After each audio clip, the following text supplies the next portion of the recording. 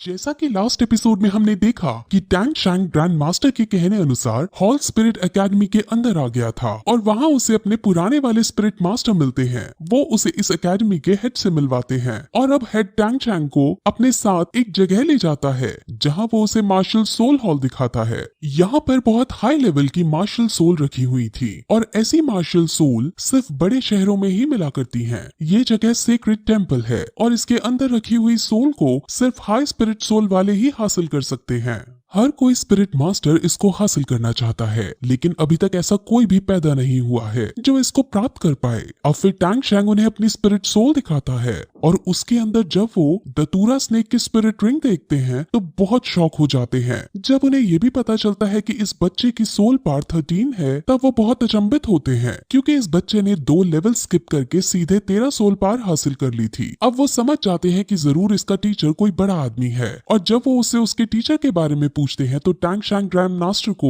अपना टीचर बताता है। अब हेड उसे अपने यहाँ पढ़ाने के लिए रेडी हो जाते हैं और अब उसे इस एकेडमी में शामिल कर लिया जाता है। अब फिर टैंग शैंग बाहर जाता है और लोहारों की बस्ती में जाकर काम ढूंढने की कोशिश करता है। वो कुछ पैसे कमाना चाहता था ताकि अपनी रोजी रोटी कमा सके। वो एक एक करके लोहारों से काम मांगने लगता है, लेकिन हर कोई लोहार उसे बच्चा समझ उसका मजाक उड़ाकर भगा देता है। लेकिन एक लोहार उसे अपने यहाँ काम करने को कहता है और टैंग शैंग उसे सबसे मुश्किल काम जो कि रिफाइनिंग है वो मांग लेता है। अब ये सुनकर वो लोहार उसका मजाक उड़ाने लगता है, लेकिन टैंग शैंग उसकी बात का बुरा ना मानते हुए अपने पापा की सिखाई हुई टेक्निक को याद करता है। उसके पापा उसे रिफाइनिंग और फॉर्ज करने की अलग अलग टेक्निक सिखाया करते थे और उन सभी टेक्निक्स में टैंग शैंग ने माहिरता हासिल कर ली थी। अब टैंग शैंग उस लोहार का सामान लेता है और एक ही बार में पिग आयरन को फॉर्ज कर देता है। अब ये सब देखकर वहाँ खड़े सभी लोहार बहुत शॉक हो जाते हैं, क्योंकि उन्होंने तो ये सोचा था कि बच्चा हैमर को उठा तक नहीं पाएगा, लेकिन इसने तो रैंडम हैमरिंग स्किल का यूज करके एक ही बार में पिग आयरन को फॉर्ज कर दिया है। अब लोहार उसे काम पर रख लेता है क्योंकि उसे इस बच्चे से बहुत मुनाफा होने वाला है। वहीं फिर हमें एक मास्क मैन को दिखाते हैं जो टैंग शैंग को छुप छुप कर देख रहा था और उसकी हर गतिविधि पर नजर रख रहा था। अब फिर ट्रेनिंग करते करते और लोहार का काम करते करते उसे 1 साल बीत जाता है और फिर 1 साल बाद वो जीवू के साथ मिलकर अपने घर अपने डैड से मिलने जाता है, लेकिन वहाँ उसे अपने डैड नहीं मिलते। वहाँ उसके ग्रैंडपा जैक मौजूद थे जो उसके डैड का एक लेटर देते हैं। लेटर में लिखा था कि वो अब टैंग शैंग से दूर जा रहे हैं, क्योंकि अगर वो टैंग शैंग के पास रहेंगे तो टैंग शैंग को ट्रेनिंग करने में दिक्कतें होंगी और दूसरी बात उन्हें अपना भी एक पुराना काम है जो पूरा करना है, जिस वजह से वो अब तभी वापस लौटेंगे जब टैंग शैंग एक ताकतवर योद्धा बन जाएगा। अब अपने पापा को गया हुआ देख टैंग शैंग को बहुत बुरा लगता है। वहीं ग्रैंड मास्टर जो अब भी शहर के अंदर थे और वो अपने स्टूडेंट टैंग शैंग को ही याद कर रहे थे कि तभी गेट पर वहाँ टैंग शैंग के पिता टैंग हाओ आ जाते हैं। टैंग हाओ और ग्रैंड मास्टर एक दूसरे से 20 साल से नहीं मिले थे और जब ग्रैंड मास्टर अब टैंग हाओ को देखते हैं तो वो उसे देखकर बहुत शॉक होते हैं। उन्हें ये भी समझ आ जाता है कि टैंग शैंग इसका ही बेटा है और इसी वजह से वो इतना पावरफुल है। अब ग्रैंड मास्टर को ये पता चलता है कि टैंग हाओ ने अपने बेटे को अकेला छोड़ दिया है, जिस पर ग्रैंड मास्टर टैंग हाओ को बहुत खरी खोटी सुनाता है, क्योंकि टैंग शैंग अभी एक बच्चा है और ऐसा करना उसके साथ ठीक नहीं। लेकिन टैंग हाओ उसके बहुत कहने पर भी मानता नहीं और वो उसके पास वापस जाने के लिए रेडी नहीं होता। वो फिर उसे अलग तरह का दिखने वाला बैज देता है और खुद वहाँ से चला जाता है। वहीं टैंग शैंग जो अपने पापा की वजह से बहुत ज्यादा उदास हो जाता है और उसको कुछ भी करने का मन नहीं करता, लेकिन उसकी दोस्त जीवू उसे हिम्मत देती है और उसे समझाती है कि तुम्हारे डैड तुम्हारी भलाई के लिए तुम्हें छोड़कर गए हैं और वो तुम्हें एक बड़ा आदमी बनते देखना चाहते हैं, इसलिए तुम्हें अब दुख छोड़कर काम पर लग जाना चाहिए और बड़ा आदमी बनना चाहिए। अब टैंग शैंग समझ जाता है और वो दोनों कई और सारी बातें करते हैं और उनके बीच हमें एक रोमांटिक एंगल नजर आता है। वो दोनों एक दूसरे से हमेशा साथ रहने का वायदा करते हैं और टैंग शैंग उसकी हमेशा रक्षा करने की कसम खाता है। टैंग शैंग के पिता टैंग हाओ की भी अपनी पूरी एक बैक स्टोरी है जो बहुत ज्यादा इंटरेस्टिंग है और उसके बारे में हमें आगे पता चलेगा। अब फिर टैंग शैंग जीवू को एरो चलाने की ट्रिक सिखाता है और उसे फिर अपना हिडन वेपन भी दिखाता है। हिडन वेपन को देख जीवू बहुत खुश हो जाती है और उससे हिडन वेपन मांगती है, लेकिन टैंग शैंग हिडन वेपन जैसी खतरनाक चीज को उसको देने से मना कर देता है। वहीं अब टैंग शैंग आसमान में देखकर अपने डैड को याद करता हुआ खुद से ये प्रॉमिस करता है कि वो एक दिन जरूर बहुत ज्यादा स्ट्रॉन्ग बनेगा।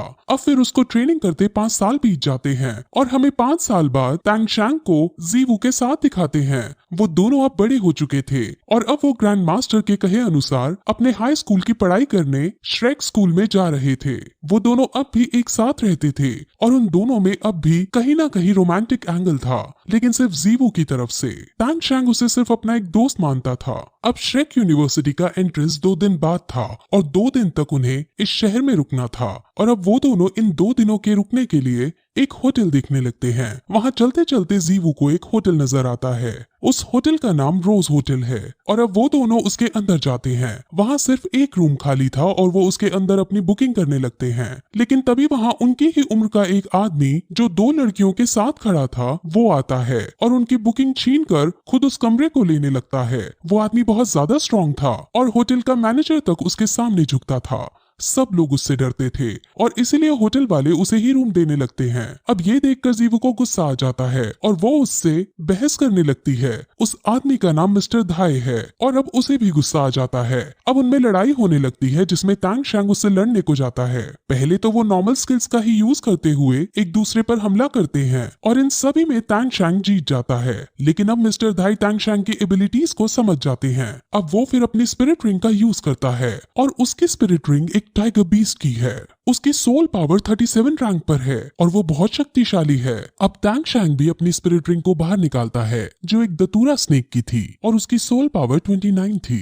वो अपनी स्पिरिट रिंग का यूज करते हुए उसको बांधने की कोशिश करता है, लेकिन मिस्टर धाई हर बार उसके बंधन को तोड़ बाहर निकल जाता है। अब ऐसा टैंग शैंग कई बार करता है, लेकिन मिस्टर धाई की स्पिरिट रिंग एक व्हाइट टाइगर बीस्ट की थी। वो हर बार उसे तोड़ते हुए बाहर निकल जाती है। अब फिर टैंग शैंग एक स्माइल के साथ अपनी एक और बंधन उस पर छोड़ता है और इस बार मिस्टर धाई बंधन में बंध जाता है। और यहाँ से अब हमें ये पता चलता है कि जितनी बार टैंग शैंग ने उसे बांधने की कोशिश की थी वो असल में उसे बांधना नहीं बल्कि उस पर पॉइजन छोड़ना चाह रहा था और हर बार उसके ऊपर थोड़ा थोड़ा पॉइजन गिरा था जिससे उसकी बॉडी अब पैरालाइज होने लगी और अब वो बंधन में बंध गया और वहाँ ऐसा लगने लगता है मानो टैंग शैंग जीत गया हो। लेकिन तभी मास्टर धाई अपनी तीसरी स्पिरिट रिंग का यूज करते हैं। उसकी तीसरी स्पिरिट रिंग व्हाइट टाइगर वज्र फॉर्मेशन थी और ये स्पिरिट रिंग उसके पॉइजन को तबाह कर देती है और अब टैंग शैंग भी समझ जाता है कि इसको अभी इसी वक्त नहीं हराया जा सकता।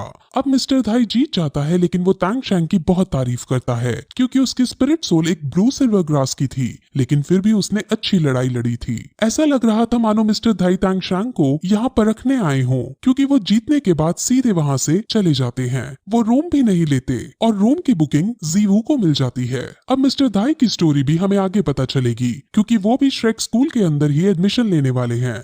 अब वो दोनों फिर अपने रूम में जाने लगते हैं और रास्ते में वो मिस्टर धाई के बारे में बातें करते हैं। जीवू कहीं ना कहीं टैंग शैंग को पसंद करती थी, लेकिन टैंग शैंग एक जिम्मेदार और मैच्योर इंसान की तरह उसकी देखभाल किया करता था। अब रूम में पहुंचने पर उन्हें रूम बहुत अलग सा नजर आता है क्योंकि वो असल में एक हनीमून होटल था और ये देखकर टैंग शैंग को बहुत अजीब लगता है क्योंकि जीवू इतने शानदार रूम को देखकर बहुत खुश होती है और वो यहाँ वहाँ उछलकर सीधे बेड पर जाकर लेट जाती है। टैंग शैंग अब उसको बेड पर लेटा देख सोफे पर जाकर लेट जाता है और आज की लड़ाई के बारे में सोचने लगता है। असल में वो ये सोचता है कि अगर वो चाहता तो हिडन वेपन्स का यूज करके उसे हरा सकता था, लेकिन इससे हिडन वेपन की सच्चाई सबके सामने आ जाती, इसीलिए उसने हिडन वेपन्स का यूज नहीं किया था। वो फिर हिडन वेपन्स की कैपेबिलिटीज को याद करने लगता है और उसे अपने पिछले जन्म की एक बात याद आती है कि कैसे जब उसके सेक्ट के अंदर एक खतरनाक चोर भाग रहा था तो टैंग शैंग ने हिडन वेपन्स का यूज करके उसे पकड़ लिया था और उसे मौत के घाट उतारा था। अब फिर अगले दिन वो दोनों शहर घूमने जाते हैं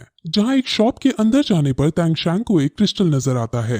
वो उसे खरीदना चाहता है और जब वो इसका रेट पूछता है तो शॉपकीपर उसे बहुत ज्यादा दाम बढ़ाकर बताता है। टैंग शैंग मान जाता है, लेकिन जीवू उसे इतनी महंगी डील ना करने को कहती है। लेकिन तभी जब शॉपकीपर ये देखता है कि टैंग शैंग किसी भी कीमत पर ये खरीदना चाहता है तो वो इसके दाम और ज्यादा बढ़ा देता है। अब ये देख जीवू को गुस्सा आ जाता है और वो टैंग शैंग को लेकर वहाँ से बाहर निकलने लग जाती है, लेकिन तभी शॉपकीपर टैंग शैंग की कमर पर ग्रैंड मास्टर की दी हुई बेल्ट देखता है और वो समझ जाता है कि ये लड़का ग्रैंड मास्टर का डिसाइपल है। वो फिर उसे ये पीस फ्री में देने लगता है, लेकिन फिर भी तांग शांग उसके कुछ पैसे देकर उस पीस को अपने साथ रोज होटल में ले जाता है और वहाँ हैमर की मदद से उसको क्रश करके उसके ग्रैन्यूल्स को कलेक्ट करता है। असल में ये एक हेयर क्रिस्टल था और इस दुनिया में तो इसे एक नॉर्मल पीस ही माना जाता है, लेकिन तांग शांग के अकॉर्डिंग हम इससे बहुत छोटे छोटे और पतले साइज की नीडल्स बना सकते हैं और ये हिडन वेपन से भी ज्यादा शक्तिशाली हथियार साबित हो सकते हैं। तांग शांग को क्योंकि पिछले जन्म की नॉलेज थी, इस वजह से वो यहाँ एक नए तरह का हथियार बना पाया। जीवो ये देखकर बहुत शौक होती है और अब दोनों फिर और ज्यादा देर ना करते हुए श्रेक स्कूल की तरफ निकल जाते हैं। वहाँ पहुँचने पर वो एक लंबी लाइन देखते हैं और वहाँ जो उन्हें एंट्री दे रहा था वो उन सभी को टेस्ट कर रहा था। वहाँ जो बच्चा कमजोर था उसे वो एंट्री नहीं दे रहा था और जब वो बच्चा रिफंड की डिमांड करता तो उसे सीधे सीधे भगा दिया जाता। वहाँ उन्होंने साफ ये रूल रखा था कि जो कमजोर होगा उसको यहाँ एंट्री नहीं मिलेगी और उसकी फीस भी रिफंड नहीं होगी। वहाँ पे मिस्टर धाई भी खड़ा था जो उनको संभाल रहा था जो रिफंड की डिमांड कर रहे हैं। मिस्टर धाई रिफंड मांगने वालों को ये कह रहा था कि जो रिफंड चाहते हैं वो मुझसे फाइट कर ले और अगर मैं हार गया तो तुम्हें रिफंड मिल जाएगा। लेकिन किसी की भी हिम्मत मिस्टर धाई से लड़ने की नहीं थी और सब बिना रिफंड लिए वापस अपने अपने घर लौट रहे थे। श्रेक का नाम एक मॉन्स्टर के ऊपर है और ये स्कूल सिर्फ मॉन्स्टर्स जैसे बच्चों को ही लेता है, यानी सिर्फ उन बच्चों को जो ज्यादा खतरनाक और ताकतवर हैं। अब तांग शांग मिस्टर धाई को देखते हैं और मिस्टर धाई तांग शांग को देखता है और दोनों एक दूसरे को देखकर एक रिस्पेक्ट वाली स्माइल पास करते हैं। अब तांग शांग और जीवो का टेस्ट होता है और वो दोनों पावरफुल हैं, जिस वजह से उन दोनों को एंट्री दे दी जाती है। स्कूल के अंदर अपनी एक अलग ही दुनिया थी और वहाँ उनको कंपनी देने और रास्ता दिखाने के लिए मिस्टर धाई उनके साथ चलते हैं। वो रास्ते में कई तरह की बातें करते हैं जिसमें मिस्टर धाई अलग अलग सोल स्पिरिट्स के बारे में उन्हें बताते हैं। वहाँ एक लड़की भी होती है और जब मिस्टर धाई उसे देखता है तो ऐसा लगता है कि मिस्टर धाई उस लड़की को पसंद करने लगा है। अब फिर वो अंदर जाते हैं जहाँ कई सारी दुकानें मौजूद थी। वहाँ एक सॉसेज बेचने वाली वेंडर शॉप भी आती है और उस वेंडर शॉप पर फोकस करते हुए ये एपिसोड यहीं खत्म हो जाता है। अब इसके अंदर अलग अलग स्पिरिट सोल के बारे में बताया गया है जिसे हम अगले वीडियो में बताएंगे, क्योंकि अगर स्टोरी के साथ उसको एक्सप्लेन करते तो आपके लिए बहुत कंफ्यूजिंग हो जाता। सो आगे की स्टोरी हम अगली वीडियो में एक्सप्लेन करेंगे। तब तक के लिए बाय।